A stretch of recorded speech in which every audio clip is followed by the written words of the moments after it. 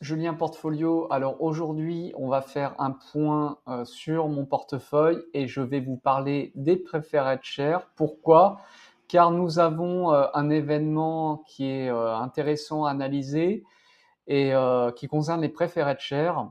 Et on va regarder ensemble ce qu'est une preferred share, pourquoi c'est un actif qui est intéressant dans un portefeuille de rentier et surtout, pourquoi il ne faut pas avoir peur si une preferred share décroche de 30%. Pourquoi? Parce que c'est un produit pour les rentiers qui paye des dividendes et qui est beaucoup plus protégé que la common qui est l'action en fait l'action classique en fait du stock. Donc la preferred share, c'est quoi? Donc c'est une alternative aux obligations. Vous avez une seniorité dans le paiement des dividendes et si jamais la société fait faillite, d'abord ça sera des investisseurs obligataires qui seront remboursés en premier lieu. Ensuite, vous aurez les détenteurs de preferred share et puis enfin, en dernier lieu, vous aurez les détenteurs d'actions common classiques. Alors, donc pourquoi j'aime bien les preferred shares? Parce que c'est un actif pour les rentiers. Vous avez une stabilité dans le paiement des dividendes. C'est un peu comme une obligation, c'est un hybride en fait entre l'obligation et puis l'action. Donc preferred share, c'est une action qui donne à son détenteur des droits prioritaires par rapport aux actionnaires ordinaires, notamment pour les dividendes et en cas de liquidation, mais généralement sans droit de vote.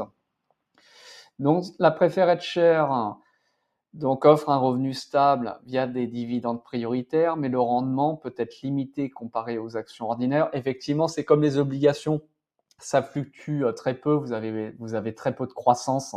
C'est comme une obligation en fait. Quand vous achetez une preferred share, c'est pour avoir un rendement sur dividendes. Priorité, les détenteurs ont priorité sur les actionnaires ordinaires pour les dividendes et la distribution des actifs en cas de liquidation. Effectivement, c'est le cas pour les actionnaires ordinaires. Par contre, ce n'est pas le cas pour les détenteurs d'obligations. Flexibilité pour l'émetteur, le caractère achetable permet à l'entreprise de reprendre les actions si elle le souhaite, tandis que le caractère perpétuel évite une obligation de remboursement à une date fixe.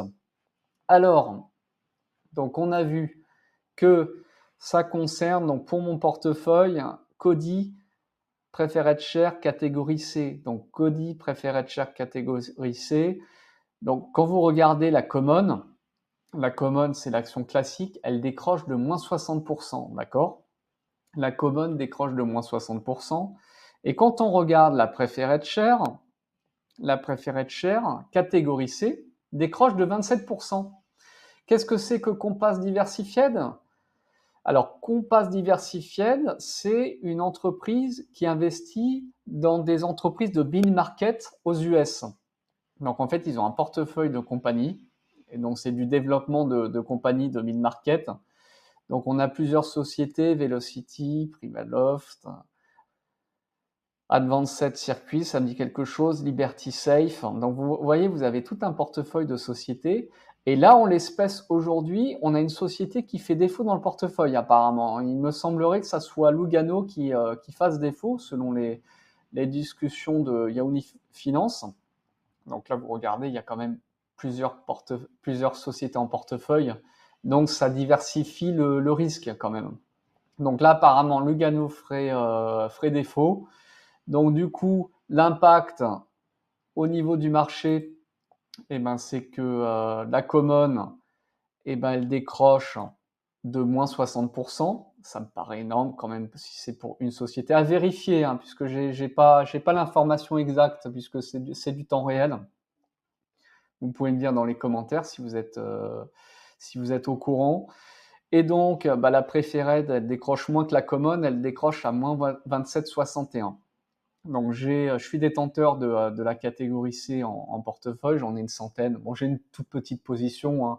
On est, à une centaine de stocks émis à 25, le par hein, est à 25 $, c'est la part d'émission, d'accord? Ok. Alors, donc, qu'on passe diversified, qu'est-ce qu'on a?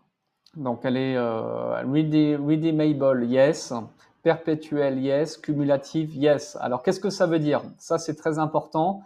Lorsque vous achetez une preferred share, il faut que vous ayez ces 3 conditions de préférence.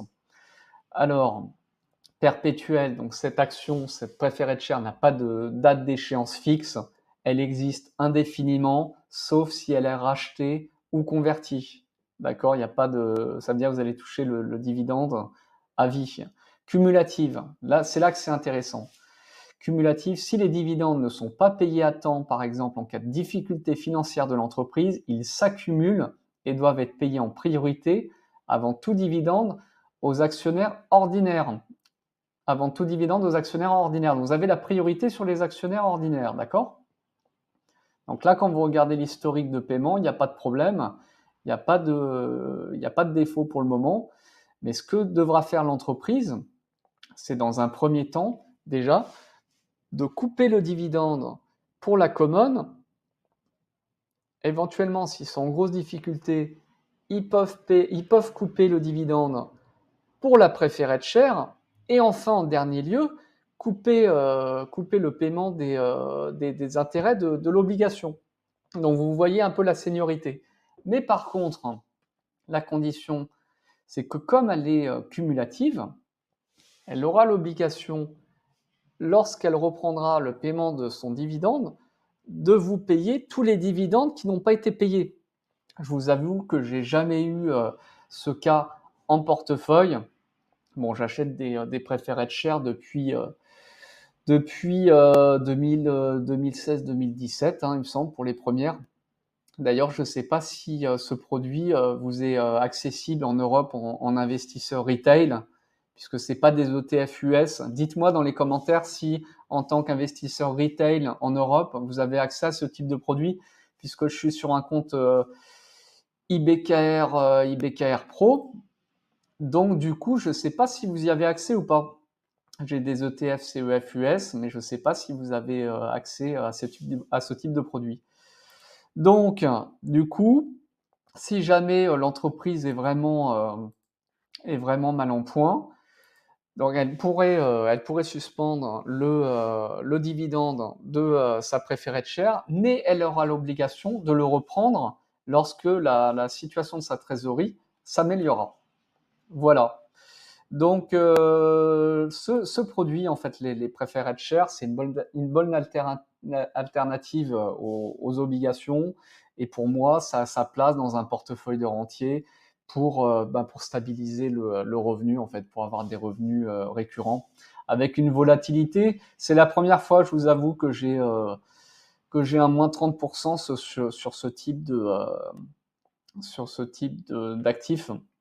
Donc, je voulais faire une vidéo et puis en même temps vous expliquer ce qu'était une preferred share. Là, regardez, ça décroche de 30%. Je sais que le paiement de mon dividende est sécurisé. Si la trésorerie, s'il y a une coupure, par exemple, pendant 6 mois, non, c'est pas grave, je récupérerai dans un an. Je vais pas revendre, en fait. Je vais pas revendre ma position. Ou alors, si je ne suis pas au courant de l'événement et que effectivement, vous avez, je sais pas, 50% des compagnies en stock qui ont fait faillite, là, effectivement, je vais revendre. Mais s'il s'avère que c'est uniquement Lugano qui a fait faillite, non, je ne vais pas revendre. Voilà, donc dites-moi ce que vous en pensez en commentaire. Donc, vous êtes sur la chaîne de l'indépendance financière, Julien Portfolio Fire and Talk. Vous pouvez me suivre sur Twitter, abonnez-vous au Twitter, à la chaîne YouTube, Julien Portfolio Fire and Talk, Jules Fire Dividende. Et puis, abonnez-vous à la chaîne YouTube, DCA le 20 de chaque mois à date fixe pour des contenus sur les finances. Bon, je parle d'actualité, je parle de tout.